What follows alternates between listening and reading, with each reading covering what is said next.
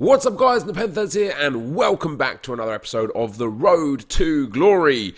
We've got just a little snippet here to start with of some rewards. I already claimed my Foot Rivals rewards. We got Division 3 Rank 2 again. I am going to push back up to Division 1.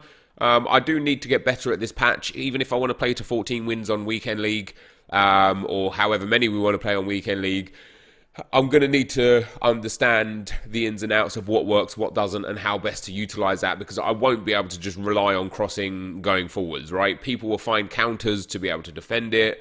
There'll be games where I can't score it, so I'm going to need to find other ways to score. What else is overpowered? I was doing the skill games a little bit yesterday in the advanced shooting category. The low-driven finesses, wow, they are good. But today, for the live section of the video, I have got myself Foot Champs rewards. We finished Gold 2. We finished 17-2, actually. A really good weekend last weekend. Obviously, I just didn't play out through the 30 games. I do want to get back into playing out through the 30 games, but I think either when EA change the red player picks in Foot Champs to being promo teams, which I think might happen, well, I hope will happen at Team of the Season anyway, but hopefully it will happen before that, or I'll just start playing more at Team of the Season anyway because lots to go for. We get some good stuff here, though. A rare gold pack, 2 rare mega packs, 45k coins. Very nice indeed, obviously. That leaves us now with 250ks, 2 rare megas, and 325s for if there is a promo team tomorrow.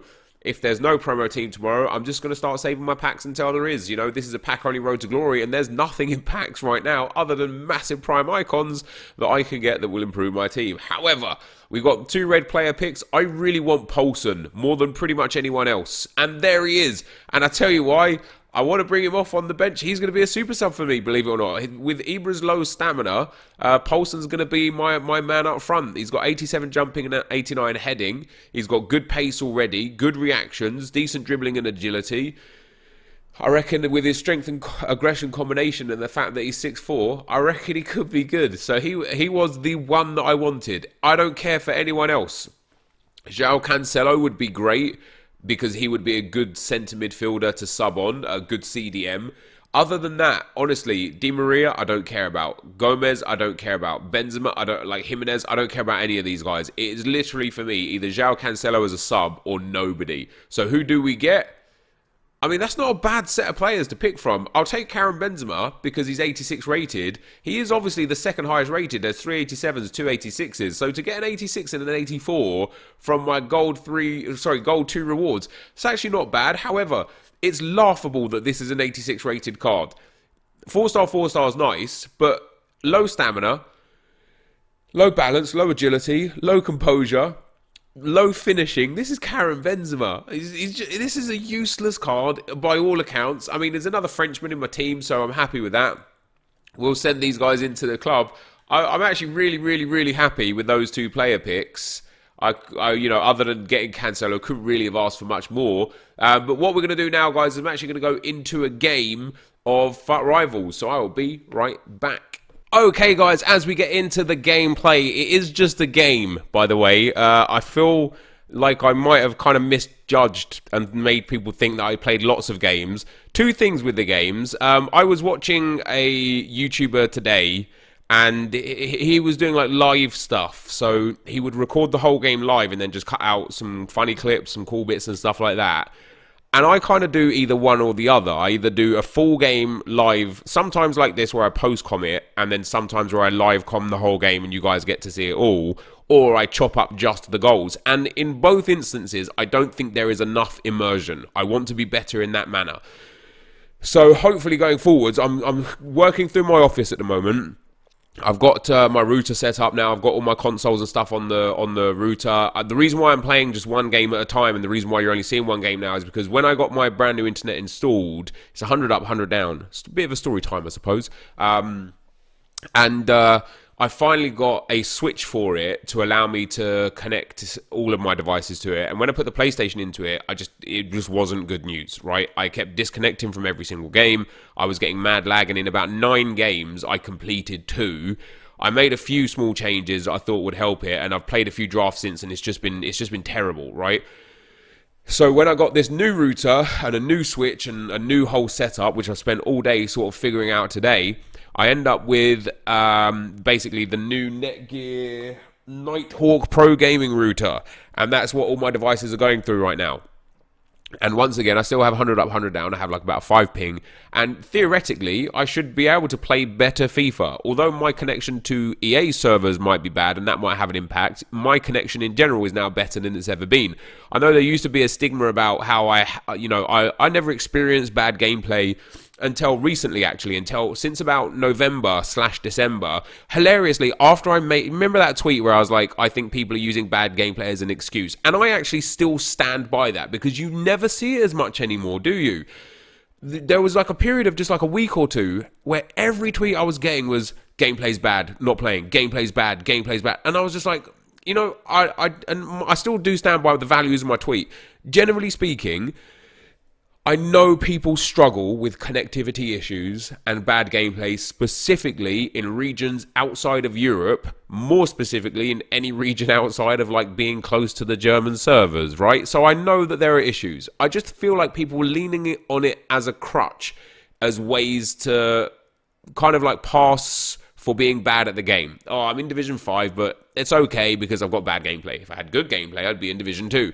I don't, those are the kind of people that was taking shots at, not people that have genuine issues.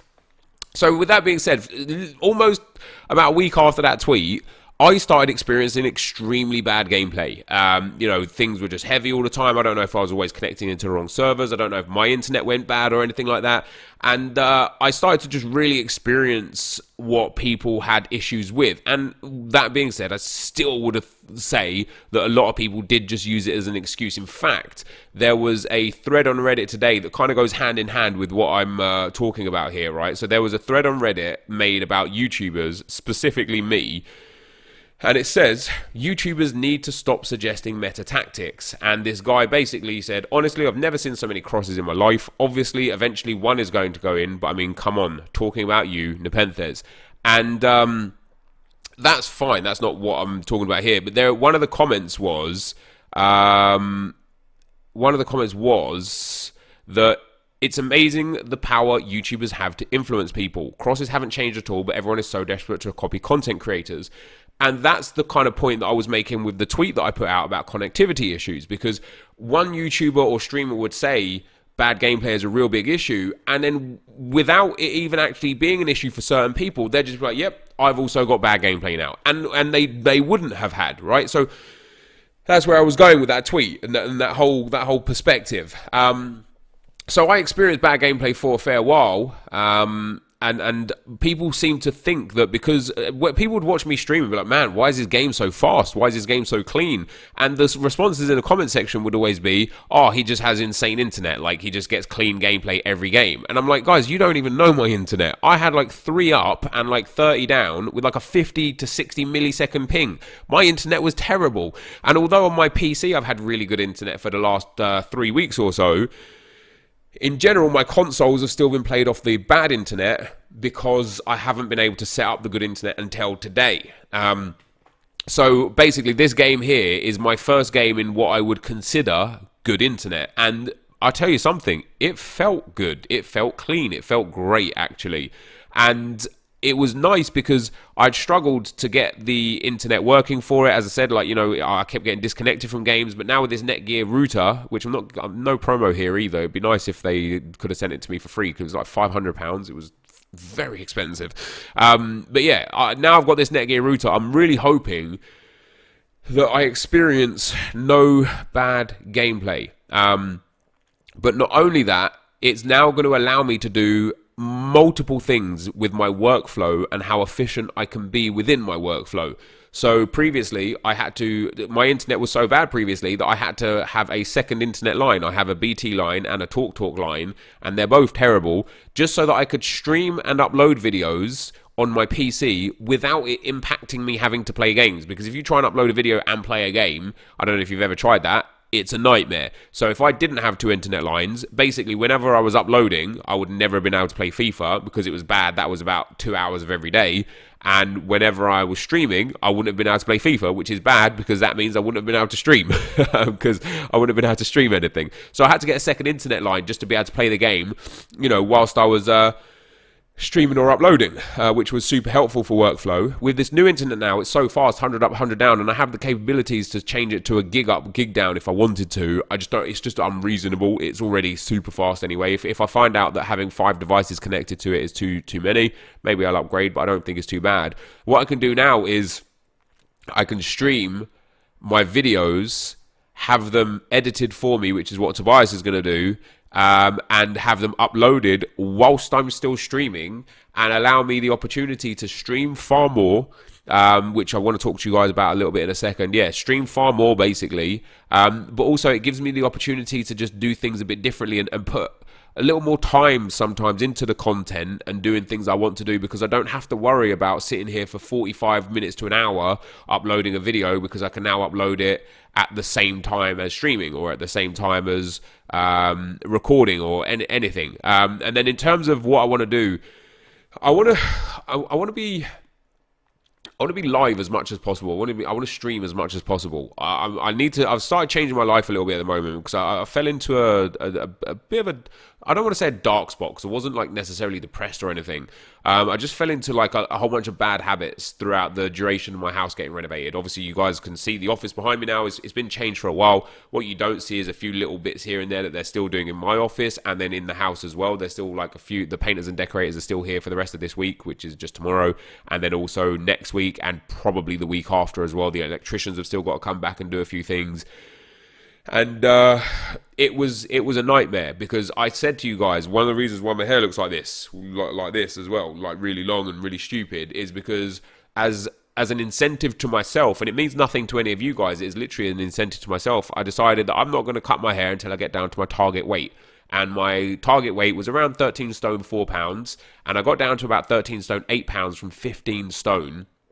And by the time I got to 13 stone 8 pounds, my house started to get renovated, and that was in, I want to say August, the end of August, maybe the start of September. And so since September, we spent 2 months with no kitchen, all the way through October and November, and a little bit of December, so maybe even 10 weeks without a kitchen.